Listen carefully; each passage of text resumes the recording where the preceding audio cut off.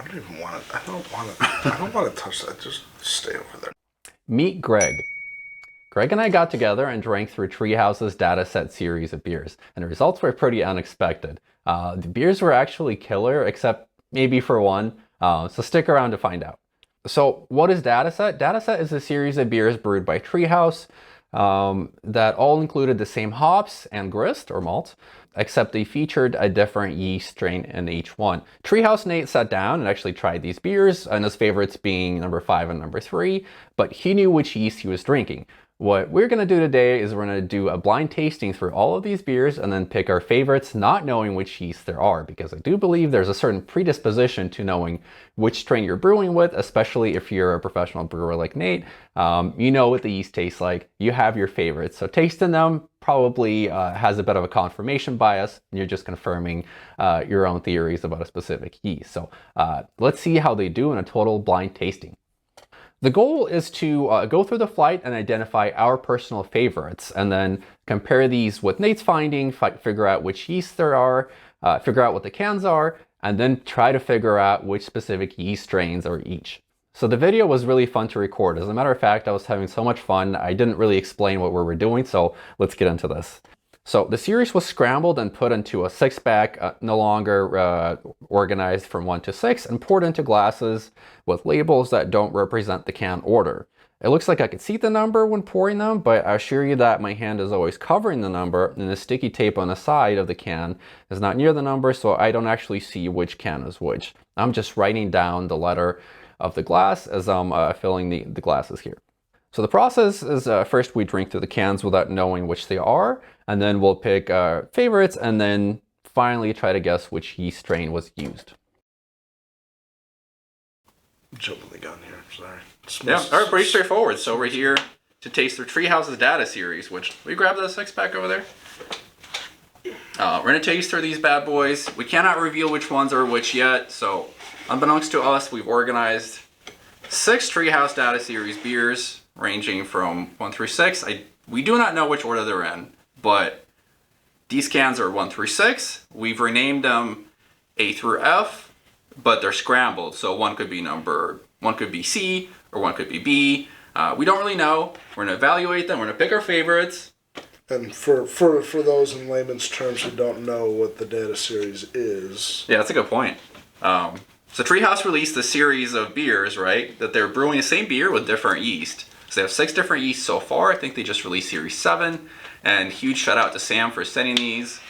Yeah, these are gonna be great. So TreeHouse beers, I'm excited.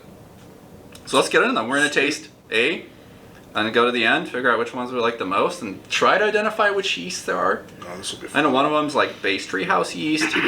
There's some other random ones. There's like a thiolized one. Alright. Let's go. And we'll talk about what we get. So A has a funky color, right? I looked at the date and it's fresh, but just the color's like off from the others. I mean, in all the light, it's gonna hard to see. If you can see, it's all less opaque than others. Like the F is so much more haze. Yeah. Than this. Like this is pretty see-through. Yeah. Honestly, looking from the other side of the camera, it actually looks darker on the backside than it is with the light coming through it this way. Smells like overripe fruit. Smells like equilibrium. I like that one. It's good. Not too dry. There's a funky yeast. I always venture to say that's a thiolized one, but we're not going to make our judgments yet because I feel like crazy like banana and like fruit. Yeah. Can you just smell them all in a row at the same time and get different flavors? Your nose is just going to jump off your face and be like, I quit. I get some banana. That's good. All right, I'm going to B. Oh wow, that's like doughy. I got a Play-Doh kind of thing, but that's like a TreeHouse like signature thing. It's wow, like that's fun. That's see, you were talking about A being funky. That's funky. That's different. Funk. That's different. Wow. I think, but if you've had TreeHouse beers before, I think they do kind of have like the doughy kind of vibe. It's like this like citrusy thing. I'm gonna call it funky. Okay, good. I get like sourdough, like a sourdough starter. If you have like super fresh bread, that's the kind of funk that I usually get. All right, moving on. All right. I'm going C. I don't smell anything anymore. After I did my flight thing, I don't smell a damn thing. What do you think Butsy. Yeah, there's your citrus, some stone fruit in there. But yeah, that's what we're used to. Kind of classic, juicy, like thicker mouthfeel. Yeah. Although these have all been like, I guess A wasn't as thick, but it was just really like flavorful. Right. This had like a healthy amount of like that classic body Yes. and mouthfeel. All right, I'm ready for number Next. quattro, which is also known as duh. Oh, I smell the thiols on this one.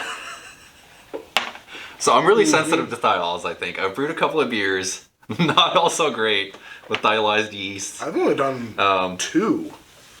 Yeah, I get the thiols in this 100%. To me, personally, thiols taste like body odor, kind of.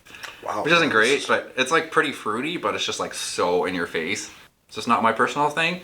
I think A was also somewhat thiolized, but it's balanced to me with the hops. Like, because this just overpowers the hops, and This I'm one like, does, where are yeah. they? Yeah, this one's, like you said, the thiols are way over the top.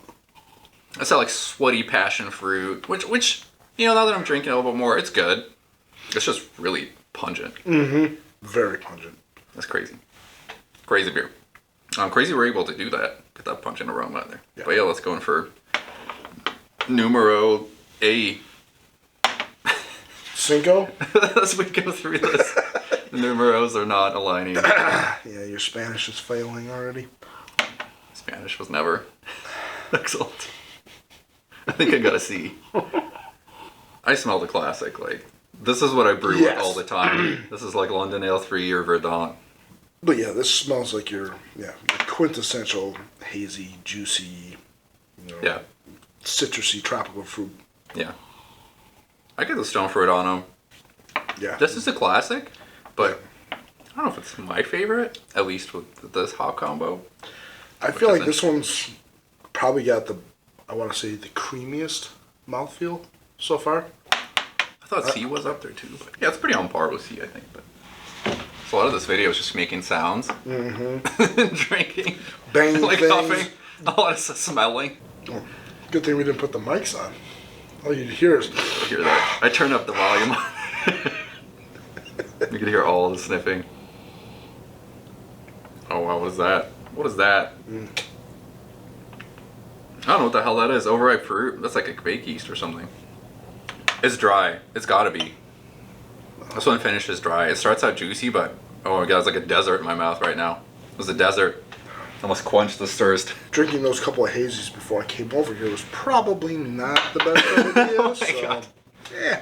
This is how you train for a tasty night. You drink 2 big hazies from phase 3 or the Hop Butcher or whatever. You're Yes. like, oh, I'm ready to go taste some beer. Yeah, why Get your not? palate set up. Got to enjoy the nice day because we don't get those very often over here. I like that one though. It is a little dry. I don't know. I don't put it as dry as what you're feeling, but It's really the finish. It's not when you're drinking it. So like after. Okay. it's definitely drier than the others. That's for sure. I'll agree with you on that one. First impressions? Tastes like beer? Tastes like beer. Good video. Yes. Tastes Thanks like for beer. watching. Good beer. Nothing messed up. We're all good here. I don't know. I'm gonna put my 2 least favorites out there. If you want to go with least favorites first, or you want to go favorites? Yeah. I'm gonna go with A and D. Oh, I thought I liked A, but it is the first one that we tried. I don't know. Yeah, well, Like- obviously, the palate was the freshest on that one. I've been drinking Pilsner, so this tastes like going to the moon. When I first had this one. It tastes like a watermelon, bro. This tastes like a watermelon. It's kind of crazy. Honestly, That is kind of funky. picking it up just straight up after doing all this and taking a sniff out of it, I get straight Pilsner malt. Oh. The malt, I think I said that to begin with. Yeah. The malt comes through on this one better than any of the other beers. Yeah. I know that's not what you usually look for in a hazy, but I get malt more than I get hops. I do get some of that. Yeah, honestly, that almost drinks like a... It's funky. It almost drinks like a New Zealand Pilsner. For some reason, drinking it right now, I don't know, it might sound like an You're right. idiot, but No. it kind of drinks like a New Zealand Pilsner. It's lighter, it's clearer, clearer than everything else. You know what I think it is? It is the craziest one out of the series, and they did have one in a series, and it said dialyzed wild yeast. So it could be like kind of like a wild, like a breath strain or something like that that's gotten dialyzed, and now it's super funky, and it does have that funk character, and it's kind of dry, and then it's got the super fruity flavor too, which is interesting, and it kind of lets the malts come through, but Yeah. okay. Honestly, you know, Interesting. I hate sours. I really hate them. The bread's not sour usually, but Yeah, it is usually, a funky usually thing. you got some twang to it, and I don't Yeah. know, I don't pick up any twang at it, but And it'd be interesting if they did use like a wild yeast. It keeps fermenting for months and months. So how would they put that in a can? Like brew it and put it in a can because it'd keep fermenting and you're just creating can bombs. yeah, and it's gonna constantly change too. So you're really curious about that one, nonetheless. So What are that you, one's your least favorite. Yeah, what are your least favorites? It's pretty funky. I don't know. Come on, you gotta pick at least one of your least. Already We already know that D is your least favorite because it's stylized. Yeah, actually, that's a good point. Yeah, so I'm just gonna single D out right now. I'm gonna take one more sip of it. Like really fuzzy and really like ripe passion fruit. I guess I don't hate it altogether. It's not bad, but No, but probably not something I would brew at home and like have 5 gallons of. But you like that one? No, like I said, A and D were my two Okay. least. So let's like put them back or something. Least Let's favorite. find like a way so like they like go back. Push those up there. And you could like the further they go back, the like least favorite they are maybe. So then Alright, like well, then I'm Gotta gonna make a list do of it. that. All right, what's next? B. Pretty sure that's a TreeHouse yeast. Pretty sure that's their standard house yeast. I don't know. It kind of. I'm gonna throw slightly dank. Throw some. You know, it's definitely, cannabis notes to the nose for sure. See, I was a wild child, and I tried Play-Doh a couple of times, and that's kind of what I get like hints of in like Julius, and I love TreeHouse, like Green Haze, a bunch of their beers I love, like Sap is probably my favorite. It's just got this danky thing, but I think they use London Ale 3 rather than like their house yeast, and I think B's their house yeast, and it's in Julius, and it kind of overpowers the hops for me, which is why I think it's kind of weird to me. People love it, and it's cool. So- It's definitely a unique experience. Is Julius so is that? So it's a blend of yeast actually. Okay. So I Alright. think they use a bunch of yeast, and I'm not totally sure what they are. So people say it's like SO4 with like some Belgian strains. So it's like if you mix like a bunch of dry packets and like grams, there's like 4 different ones into one. You get this like crazy thing, and like the different temperatures. I'm not sure what it is exactly that they do, but people have been trying to figure it out for years, and they don't do any collabs, so nobody knows. Well, there's a fun little experiment. Let's just take a whole bunch of dry yeast, put it together, and make a hazy. Yeah, there is See like what a goes. website. It was like Trinity Brewers had this, and there's a whole homebrew talk thread about it. It's like Gosh, that would go on. someone's isolated the yeast genome, and they've tried to replicate the TreeHouse yeast, and it's like it doesn't match 1-to-1 with any of like SO4s, none of the yeast that Oh. people could find. Yeah, I'm so sure. it's a blend. And it closely matches to SO4 and a few others, and that's kind of where the blend is. But it's all in like, how hot do you ferment it? When do you add the other yeast? And like, which takes so Of course, it's crazy. super complicated. Okay, B, probably not my number one, No. but I like it, and I like TreeHouse, so I'll leave it like in the middle. Let's go. Let's move on to letter number C. Trace. Oh, that's See, nice. this one's Okay, C's nice. Just re-drinking them. Mhm. That's interesting. See, I get some of B in C. Some of that, I guess if you want to call it yeast character. Yeah, it could be like SO4 or something. Like, so I think a bunch of these are traditional English ale yeasts. Okay. So, which is interesting to think about. Like, if you use like those random English ale yeast, that's not London Ale 3, like London Ale 1 or 2 or 5. I've never used yeah. I've never used SO4 ever. What's wrong with you? There's too many different yeast choices out there, and I can never keep up with them. So It's like one of you're like an OG brewer, and it's one of those that's seemingly been around forever, right? yeah, and honestly, when I first started, now this is going back 10 years ago, SO4 got a bad Grandpa Greg. SO4 got a bad rap. Greg was on diapers. You're Yes. just like, Yes. that's good, bro.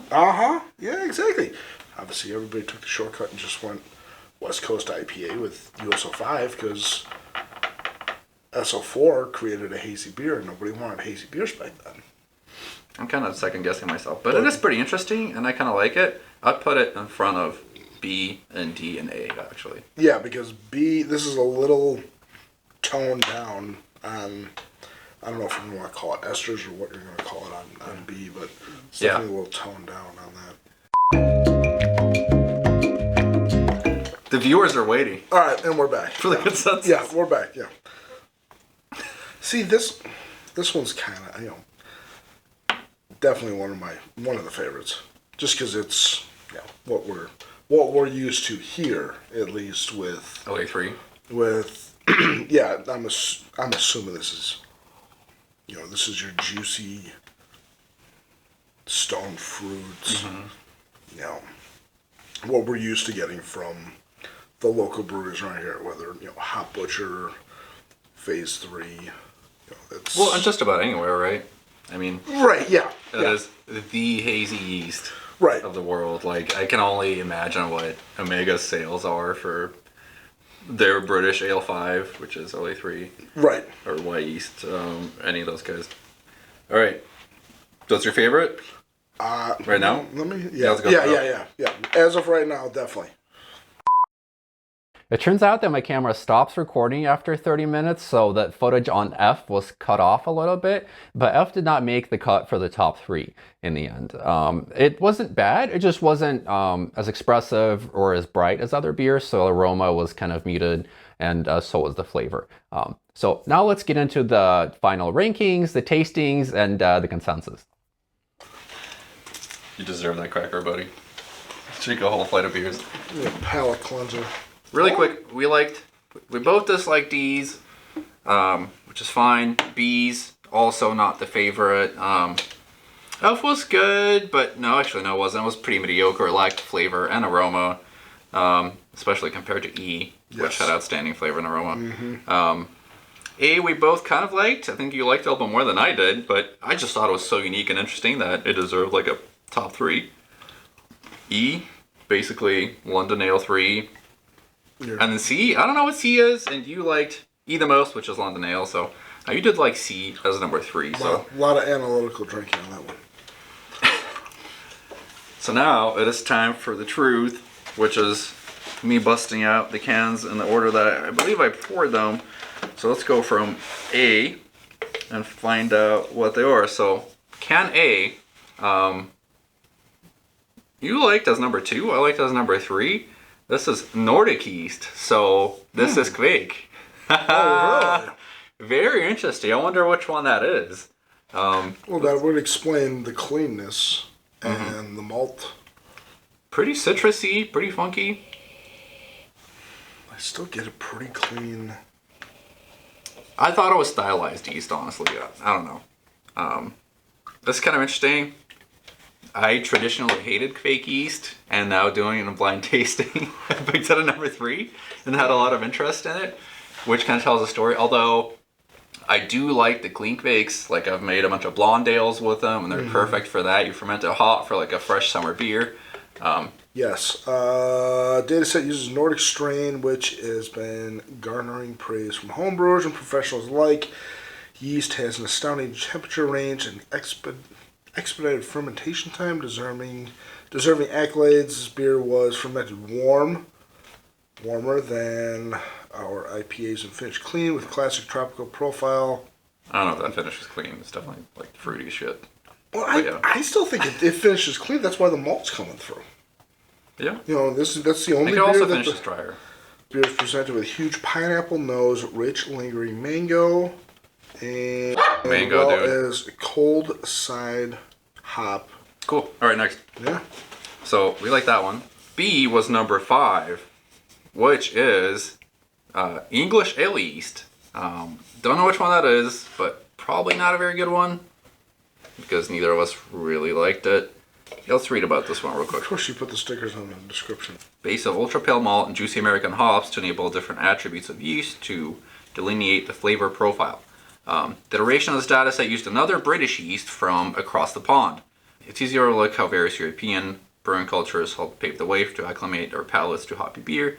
The hallmarks of this yeast are its appealing haze, fruity esters, and a sweet finish that helps to balance the copious dry hopping. Petite grapefruit, flits between eye-opening pine resin before fading into pleasant notes of marmalade. That's definitely get the pine. That's for Which sure. one was this B? Yeah, sure. Why not pour them out? We're gonna drink them. We're not gonna let these. Two men drink 6 beers in one sitting. Yes. Stay tuned for more. No one drives home. Marmalade. I've never seen marmalade as a descriptor in a hazy. Yeah, definitely like barley wine or something, Belgian ale. Either way. Interesting. Beer number C is Trace for number 1. House yeast. Okay, so this is actually the TreeHouse house yeast, and we're just too drunk to even tell. So, see, hold on. That's the one I ran out of. So let's actually tap this off. That's probably the one I you like the most. That's probably the TreeHouse yeast. That's probably the one why you like that one the most. Sorry, don't pour. Here you go. Yes. Right, and we're gonna pull the sticker off the description because it shouldn't have been put there. Honor us, sir. We utilize our house yeast as control. This will enable us to enjoy and explore the subtle but not so subtle differences between each yeast in the project. There's no saying where this series will take us, but one thing is certain: our curious and creative spirits are alive and well here at TreeHouse, and that's all they say. Interesting though, I do not get the like flavors that you get out of Julia's in this particular beer. Like, I have Julia's in my fridge, and I'd go get it if we didn't drink 6 other beers today. But it has that seriously Play-Doh, doughy character that actually B has. So maybe their Julia strain is B and C blend of some sort. But I can only speculate. We need some serious like bee scientist to come in here See, and now do some biology shit. Drinking C again, different pour, and that we've gone through things. That Play-Doh has kind of subsided. I got a lot of Play-Doh from B. That's the one I said that about. Was that the one? The B was pure Play-Doh. But actually, I do get some in C. Okay. I do get some in C actually as well. It's just like so like subdued. All right, so number D Yes, we'll just keep going with that one. was 4. Sorry, that's a weird font. Oh yes. There you go. There's your thiolized yeast right there. Yeah, okay, everybody knew that. I guess I'm going to read the description. A truly unique drinking experience. Bright passion fruit radiates from the glass. We also taste mellow guava underneath a blanket of tangerine and pine. Definitely get the passion fruit. It's pretty good. People will be mind blown by this like 10 years ago. Oh yeah. I think like in today's like hazy market and the current state of beer. People would have hated this.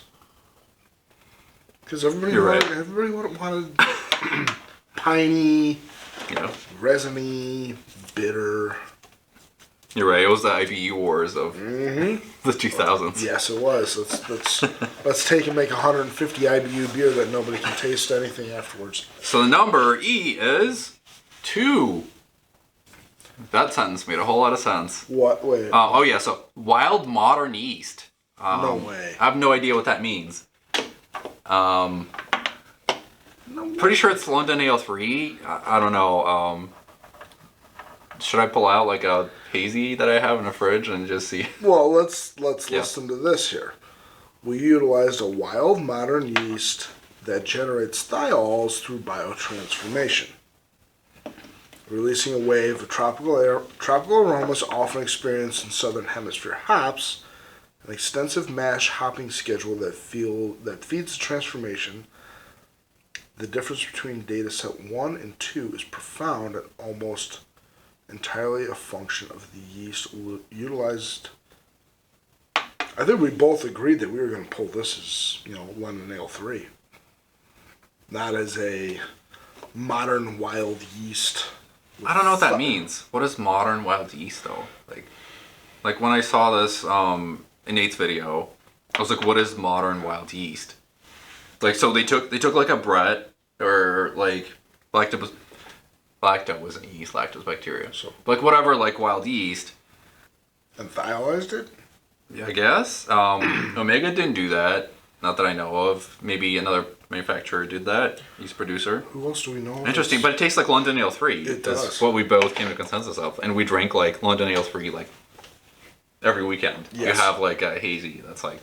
It's on our regular diet. That's for sure. It constitutes a solid 10% of my diet. I swear to God. Hops are green, and this is my salad. I'm eating my salad right now. Okay, interesting. Well, whatever that is. I enjoy this. It's definitely in the top of our list. That's for sure. Our final letter or number is... I guess there's only one number left. It's number 22. No, it's 3. Yeah, what? English ale yeast. Okay. That's surprising. And that was F? Mm-hmm. Okay, let's pour some F again. I thought both of us thought it was pretty bland. Could be good for brewing stouts, honestly. I mean, bland in a way means clean. So in a sense, like, you could throw this one on like a stout and have it come out really nice because it doesn't really pronounce the hops too much. It doesn't really pronounce the malt too much. It just kind of sits in the background. You could have your brewing salts and the malts take the key role. But then again, I don't get a lot of malts out of this. It's just kind of there. There's not a whole lot to it, honestly. It's Well put. tell me if I'm wrong, but it's just kind of the hops are muted on the nose, and yeah. Okay. But So we both like A, C, and E, which are... how's my alphabet right now? So there's no labels on this side, Here, so it's A, C, and E. That's right. So it's 1, 6, and 2. 1, 2, and 6.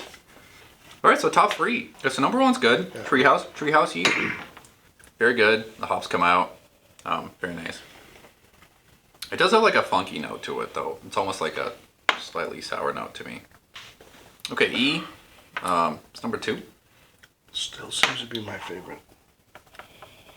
It's a classic. It's probably, I don't get the labeling behind this. It's a classic. I'd really like to learn more about this wild modern yeast that they have, because it seriously tastes like just straight up London Ale 3. And then Quake, oh my god, the aroma is just like overripe peach. It's crazy. Crazy. Never been the one to like Quake, like fast fermentations like aren't for me. I think beer needs time. Mm-hmm. You gotta ferment it. Dry hop, you don't want to put it in the day 2. You don't put it in day 3 because it's just gonna give you tons of hop burn. If you use like Galaxy or Vic Secret, God forbid. Yeah. You're gonna get so much bitterness. It's crazy. So your favorite is the wild London Ale 3? Yes, I would still say that. Number 2? If we're going strictly on hazy guidelines, would have to be C and then A. But if we're going to go outside of, guidelines, A is... Take your judge hat off and throw it away. Yep, I will throw that away. I will go A, or E, A, C. Just on Awesome. Straight preferences. But all delicious beers. Interesting beers. Very nice. But awesome. So, what did Nate from TreeHouse say were his favorite yeast and his favorite tasting beers on his video, right? So, he tasted through these 1 through 6. Okay. He tasted 7 recently, but I don't remember what the findings were. So his favorites were number 5, followed by number 3. And 4 the most interesting. So none of the ones that we picked. Number 5. Wow. Okay. All right. And interesting because we picked a TreeHouse house strain, and maybe that's why he skipped over the house strain is because he's so used to it. Yeah, so he could pick that one out of a crowd. Okay, for sure. Yeah, and so we actually picked that one out. And number 2 choice, which has to be like close to their heart or close to something that they maybe use as number 2 that they picked.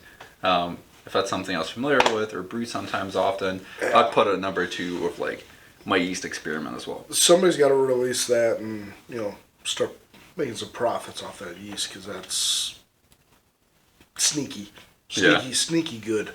Yeah, we probably get that can, make millions. You want to hear something funny though? His least favorite, Yeah. number 6. What? So we picked 3 of Nate's least favorite yeasts, and we think they're the best. So please join us for more content. Yes. Wow. Seriously though, this is fun. Okay, so let's try Nate's favorites. So his favorite was number 5. Which is B, and that's... Yeah. I get a lot of just kind of piney dankness on this one. I just get Play-Doh. But on the nose. But yeah, then when you take and actually drink it, it's... You know, like you said, it's... I haven't eaten Play-Doh in a while, but might have to start doing that again when my kid starts playing with Play-Doh some more often. I'm a frequent Play-Doh indulger. He's got some of it, so I've gotten back into the aromatic parts of the Play-Doh. I actually like F. Okay. Sorry, F is back. F is number 3. I could see that getting on my top 3, but I don't know if I'd swap. Still just kind of muted. Yeah. Yes. It's there, but you really gotta... It does have a nice flavor component. Like, aroma is kind of missing. Mm-hmm. But it's not bad. It's still, compared to the other ones, it's still on the lower end. I feel like I could get Nate's palate on this. Like, the TreeHouse beers taste like these 2 beers. The part, like, this is Orange Julius. Like, F is like Julius. So how about we just cuvee all these into like a single glass and then chug it. Share closing thoughts. Where's the closing thoughts? We found the yeast that we were familiar with, which was interesting, which turned out to be the wild yeast, fake, and an English strain. Yep. Right? Is that the third one? Mm-hmm. And we know we like them. And our thoughts are different from Nate's, but it's like every palate is different, right? So Nate's keen on liking specific beers that are pretty close to his tasting palate and pretty close to what TreeHouse beers taste like. So, yep. At the end of the day, our palates are dog poop, and we know nothing about beer, so we should just stop making videos right now.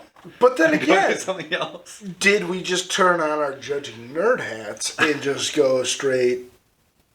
I'm just gonna go guidelines, and this is what I'm gonna go with. Yeah, that's what we did. Yeah, we just tasted beers because we're pretty much BJCP professional judges. Yeah, so that's how we judge these, according to the modern hazy IPAs and the local Chicago line IPAs that we like, and whatever we get shipped into us. So yeah, that's it. But it's been fun, you know. Either way, tasting these beers is great, and at the end of the day, everybody wins because I thought they were all good outside of the thiols. They go straight to hell. Stupid thiols. Although there might have been another thiolized beer in here. Okay, so that was seriously fun. At the end of the day, I think Nate is somewhat desensitized to his own yeast, which is the house yeast.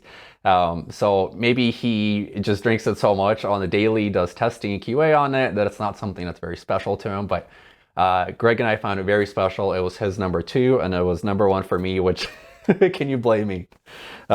We also really liked the wild yeast, which is really interesting. I was not expecting to know or like that beer, but it was really, really cool, super juicy, and it's something that was really familiar to us, oddly. We were convinced it was London Ale 3, but I do believe it's something close to that, which is actually Imperial A20 strain. It is the only yeast on the market that's kind of like a juicy IPA yeast that's marketed as wild yeast. So let me read their description on the website for Imperial. So it's wild Saccharomyces yeast strain known to produce a huge citrus fruit ester profile. Either way, it didn't really taste stylized to me. Tastes nothing like number 4. And I mean, I've had Omega's Cosmic Punch, I've had Helio Gazer, I've had Lunar Crush, and a bunch of other thiolized yeast. And this one tasted nothing like that. More to that, it doesn't say thiolized like number 4 does. Wouldn't it be thiolized wild yeast. I'm not sure why they opted for the name, and it doesn't say thiolized on the can. Only thing that the can says is thiols generated through biotransformation, which is basically the process for most New England IPA yeasts. They're generally producing thiols to some extent. They're just not producing crazy amounts of thiols like the thiolized beers are. So that's actually the yeast that I've used and liked in past, and it's awesome. I wasn't able to produce anything like this beer here, so Nate and TreeHouse, if you have any tips, I'm all ears. Finally, so here's how we rank the yeast from most favorite to least favorite and what we thought they were. So not a surprise that we like number 1 the most, TreeHouse yeast. Come on, it's so good. Number 2, it was a big surprise given that it's wild Saccharomyces yeast, and even bigger surprise was number 6 because I've had a bunch of fake yeast before and I wasn't a big fan. So really big shout out to TreeHouse for making that an awesome beer, because whatever they did with it, they know how to brew with that strain. The last 3 weren't bad by any means though. I think the last 3 were just less favored than the others because we were drinking them in a flight and they just weren't as expressive or didn't blow us away as much as the first 3 did. So number 5 was good, just not my cup of tea, maybe a little too dry, and I wasn't a fan of its character. It's just not as expressive as others. I'll probably love it any other day of the week when I'm not drinking through a flight of these. Number 4, I shared my thoughts on already. It can be good. I just wasn't a fan of this one. Just really polarizing for me with the thiols and everything. So one thing remains. Let's guess which yeast each one of these is. So Greg and I have been brewing for a long time, and we brewed with most commercially available strains to home brewers. So we thought we'd put our educated guess out there for those that are curious to know which yeast were used here. So number 1, we know is the house yeast, right? So some biologists on Homebrew Talk have identified, isolated the genome and have identified that it's partly SO4 strain, SAF-ALSO4. It is also apparently partly T58, but that's not a for sure thing. I think only SO4 has been identified as for sure strain in there. And what's funny is that we believe number 5 is SO4 alone, whereas this is a blend of yeast. Greg pointed out that number 5 tasted pretty similar to number 1, although number 1 was like more juicy and amped up and multi-dimensional, whereas number 5 was like somewhat single-dimensional for us. And I do associate that what I call Play-Doh flavor, which is the estery phenolic kind of flavor that I get out of these beers, in number 5, and a super strong present there, and it's all toned down in number 1. And marmalade is the only descriptor that I know that was used, and it's a number 5, and that's a descriptor for SO4 that I've seen before. Okay. Most surprising, number 2, wild yeast, so familiar tasting, but apparently Imperial A20 or something close to it. Saccharomyces cerevisiae variedastaticus, whatever that means. So yeah. Number 3 is the only one we weren't sure about. Generic English ale yeast. It didn't really express too many yeast characteristics, phenols or esters, so it's hard to say what it really is. I'm going to guess Windsor ale yeast. Number 4, that's the thiolized yeast. I want to say something close to Omega's Heliogazer. Super thiolized, super in your face, passion fruit, and olives overripe fruits. Number 5, we talked about this, probably SO4, similar to number 1. And number 6, this is Quake, but which strain is it? So there's 2 big strains that are being used today for New England IPAs that are Quakes, and it could be something else, but the 2 big ones are Voss and Hornindal. I know Voss beers pretty well. It has that funky orange character to it, and I feel like I can personally identify it, but I could be wrong. So I'm going to guess it's Hornindal, and I'm going to try brewing with it one of these days and try to confirm that. So if you made it this far, thank you so much for watching. Enjoy making all this content, and tune in for more in a few weeks here. So thanks, cheers, and happy brewing. Would you stop hogging all the damn drawer crackers? Okay. I'll give you 2. I'll give you 2 this time. Don't you look at my crackers?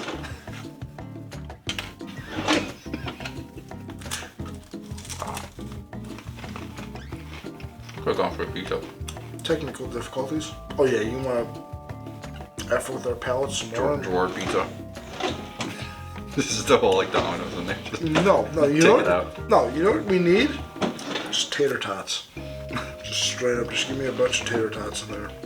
Pull There's some them of out. those like Burger King little like squares. You know, they have different things in there. Some chicken fries. Also be mindful of millions of viewers of this YouTube channel. I don't even want it. I don't want to touch that. Just stay over there. I don't want to The tiles. The tiles can go to hell. All right,